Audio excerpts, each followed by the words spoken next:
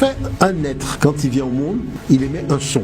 Bon, ce qui veut dire que le son manifeste l'existence d'une forme de vie. Donc si une forme de vie n'émet plus de son, c'est qu'elle est morte. Vous savez, l'arbre, il a une chose extraordinaire. Il a une sonorité quand il n'a pas de fruits, mais il a une autre sonorité quand il porte des fruits. Parce que là, c'est déjà beaucoup plus lourd. Donc on a une variation du son de la branche d'arbre avec des fruits quand le vent passe. Et c'est là où il y a eu une recherche mathématique et au niveau ésotérique même de cette musique. Parce que ce que vous entendez enfante quelque chose.